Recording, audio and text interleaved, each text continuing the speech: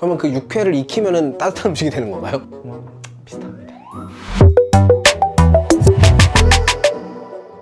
찬 음식을 많이 먹지 말라고 하는 말들이 많잖아요. 근데 찬 음식이 뭔가요? 익히지 않고 날 것으로 먹을 수 있는 회라든지 육회라든지 이런 음식들도 찬 음식으로 보는 경우가 많습니다.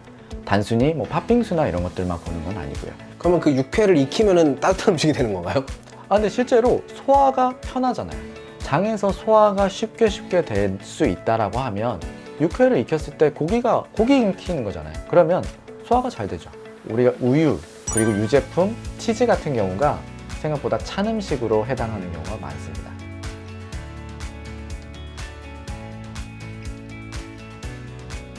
우리 민족은 95% 정도, 실제로는 그 뭐 조금 보편적으로 해서 90% 이상은 유당불내증을 갖고 있다라고 해요. 그래서 속이 찬 사람, 실제로 내가 유제품이나 이런 것들을 200cc 또는 300cc 이상 먹었을 때 하루에 그 정도 이상의 양을 복용했을 때 설사라든지 장 활동이 활발하게 돼서 조금 묽은 변 이런 식으로 나타나는 경우가 있어요. 그래서 실제로 그런 것들을 찬 음식이라고 바라보는 경우가 옳다고 볼 수 있습니다. 그럼 우유를 따뜻하게 데워 먹으면 그것도 마찬가지로 실제로 따뜻하게 데워 먹으면 비슷합니다. 그 유제품이기 때문에 그냥 따뜻하게 하든 그렇죠. 차갑게 하든 상관이 없는 거군요. 그러니까 그 순간에 장에 들어갔을 때 반응이 조금 더 빨라지는 것 뿐이지 생각보다 장의 미생물들이 일을 하는 입장에서는 뭐 비슷합니다. 제가 옛날에 사귀었던 여자친구가 치즈를 많이 먹으면 엉덩이와 가슴이 커진다고 치즈를 진짜 달고 살았거든요. 근데 이제 그러다 보니까 소화가 좀 안 되는 건지 좀 힘들어 했던 점이 있는데, 그러면 상대적으로 서양인에 비해 동양인은 그런 부분에서 불리함이 있겠네요. 한국인은. 그렇죠, 맞습니다. 이 인종별로 그리고 지역마다 알러지나 그리고 예민성 그리고 그런 부분들이 유전적으로 내가 갖고 있는 어떻게 보면 예민한 부분들이 있을 수밖에 없다라고 해야 됩니다. 우리한테는 찬 음식인데 서양인한테는 따뜻한 음식일 수도 있고. 그렇죠. 근데 그거를 이제 거기서는 뭐 콜드푸드라고 이런 식으로 표현할 수는 없겠지만 네네네네.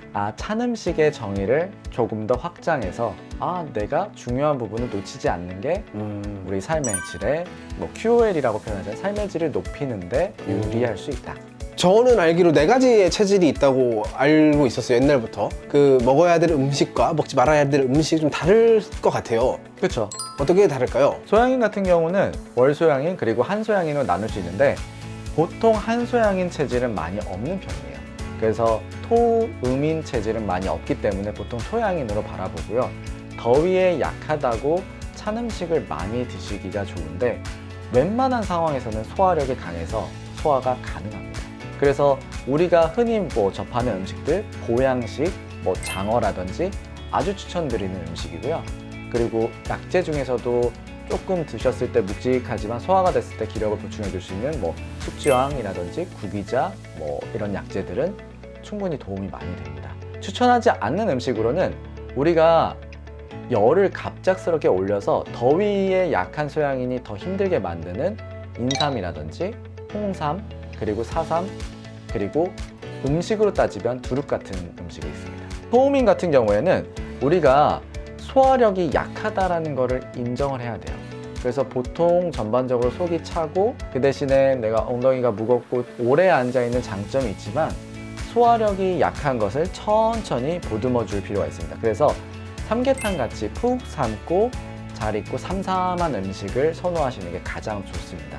약재로 따지면 황기라든지 뭐 계피라든지 이런 식으로 내 몸을 소화력이 약해도 흡수할 수 있는 약재들을 보통 추천드리는 편입니다. 먹으면 안 되는 음식으로는 묵직한 소화가 좀 오래 걸리는 음식, 그래서 대표적으로 삼겹살이라던가 아니면은 좀 기름진 음식, 치킨 중에서도 자극적으로 기름진 뭐 마라치킨이라던가 이런 부분들은 조금씩 소화가 더 오래 걸리는 경향이 있어요. 그리고 요즘은 더 밝혀지는 부분들은 음식을 여러 가지를 골고루 먹었을 때 소화력이 약한 분들이 더 고생하시는 편이에요. 채소가 좋다라고 하더라도 내가 샐러드라든지 정말 깔끔하게 먹지 않는 상황에서는 고생을 하실 수가 있습니다. 해민 같은 경우에는 실제로 내가 흡수할 수 있는 음식들도 많고 선호하는 음식들도 많아요. 그래서 태음인 같은 경우는 오히려 내가 너무 살찌지 않는 음식들을 추천드린다라고 생각하시면 좋습니다. 그래서 만약에 약재로 따지면 마라든지 뭐 율무라든지 그리고 오미자 같은 음식들을 추천을 드리고요. 실제로 음식으로 따졌을 때는 GI 지수가 낮은 음식, 그래서 내가 바나나, 파인애플 같은 것들은 쉽게 혈당을 올리고 오히려 지방으로 가는 경우나 내가 살이 찌기 쉽게 하는 음식들은 조금 주의하시는 게 좋고요.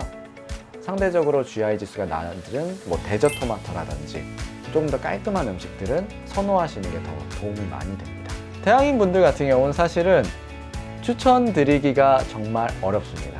정말 우리나라의 1%도 안 되시는 분들이고 그 1%도 안 되시는 분들이 어디서 숨어 계실지 모르지만 실제로 웬만하면 열이 많고 탈도 많은 체질이기 때문에 보통은 뭐 좀 삼삼하고 뭐 초계국수 같이 시원한 음식들 그리고 메밀같이 소화가 잘 되는 음식들을 선호하셨으면 좋겠습니다. 저는 치킨을 정말 많이 좋아하는데 20대 때는 치킨을 아무리 먹어도 소화가 잘 되고 그랬었는데 요즘은 치킨을 너무 많이 먹으면 이제 좀 점점 괴로워지더라고요, 속이. 네. 근데 이게 체질이 바뀌어서 그런 건가요? 아니면 제가 그 노화가 진행돼서 그런 걸까요? 그러니까 노화가 소화력이 그리고 나의 장에 있는 네. 미생물 친구들이 네. 일을 좀 잘 못한다라고 할 수도 있습니다. 치킨을 먹으면 안 좋은 체질이 따로 있을까요?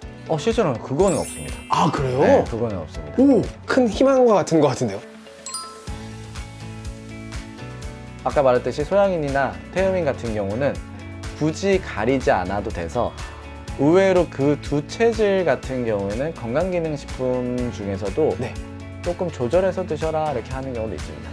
너무 과하니까. 그렇죠. 음식으로 충분히 섭취가 되니까. 그럼 굳이 약으로 네. 더 할 필요는 없다. 그 두 체질이 참 행복한 체질인 것 같습니다. 맞습니다. 오늘 이렇게 얘기해 주셔서 감사합니다.